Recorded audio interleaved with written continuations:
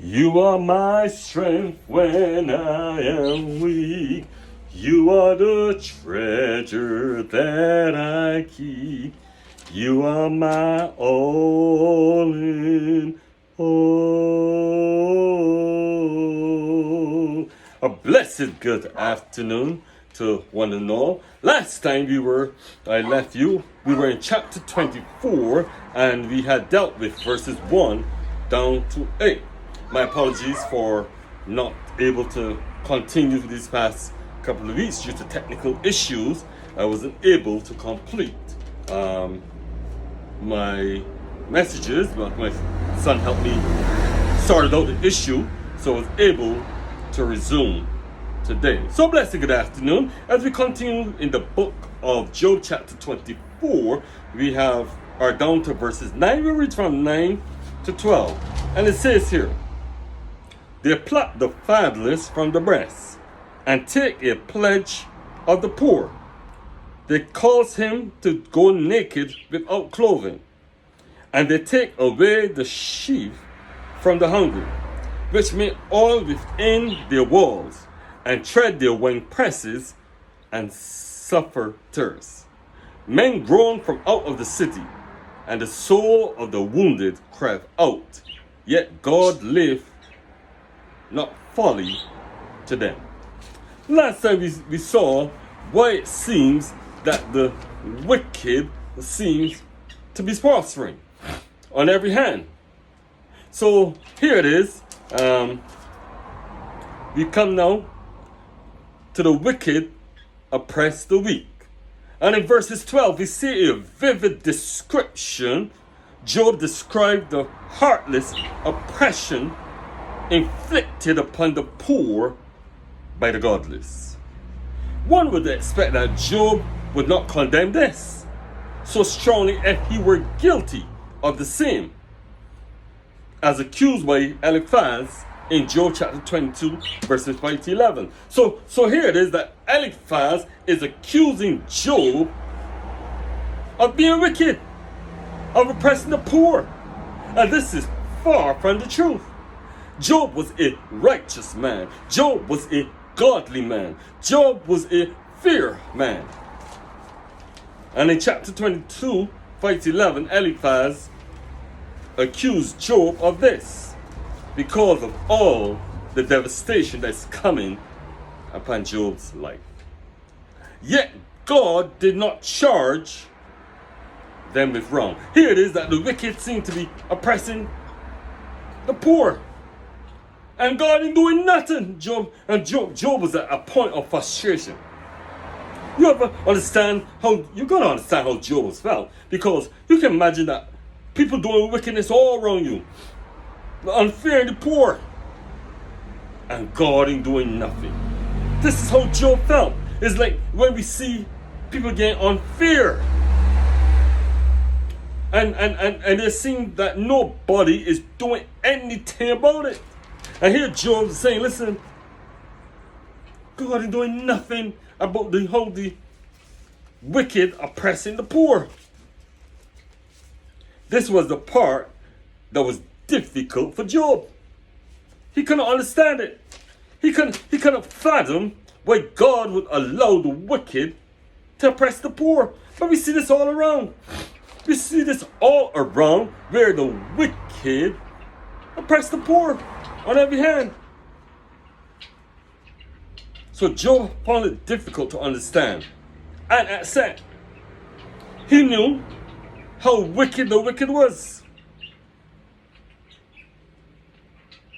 What he could not comprehend was why God did not judge them as they deserve. You know how it is when you see people doing wicked things.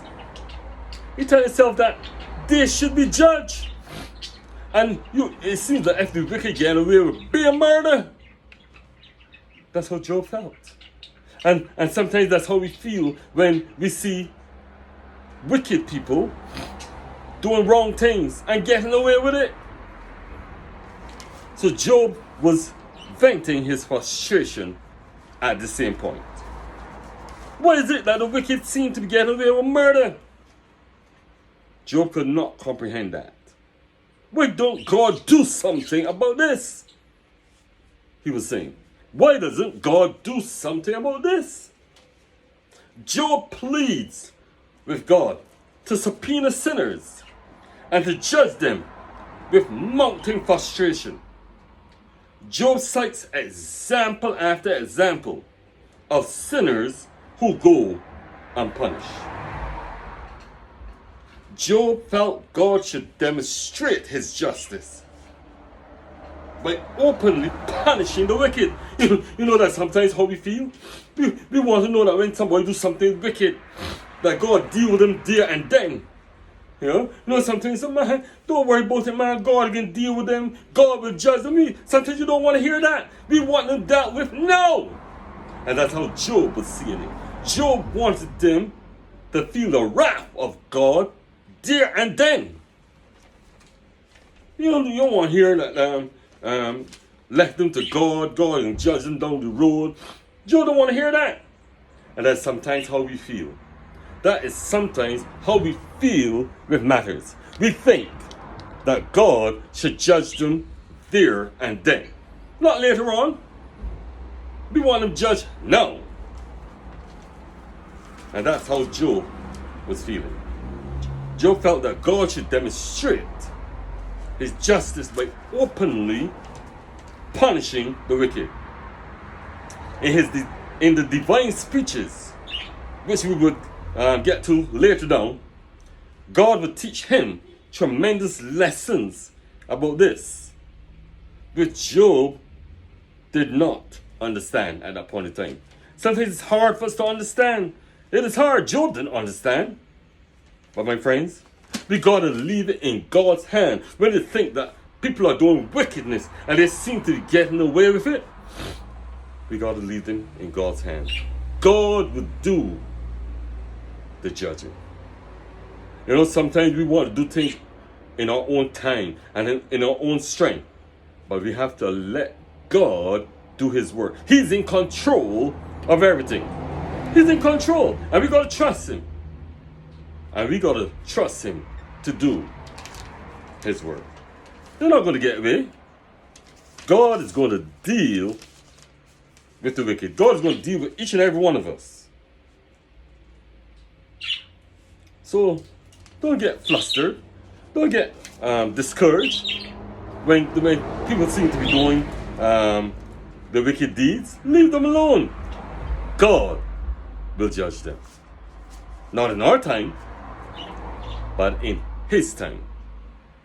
He's going to deal with them. So we need to leave it to God. And Job is going to learn this lesson as we're going to come to those chapters in the divine speeches of God to Job.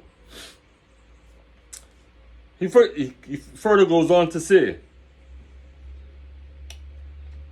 men groan from out of the city, and the soul of the wounded crieth out, yet God layeth not folly to them.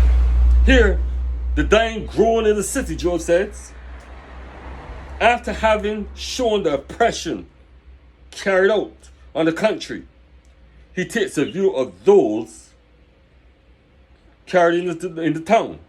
Here, the miseries are too numerous to mention. But Job and listen, even the people in the city groaning, and you don't seem to be doing nothing about it, God.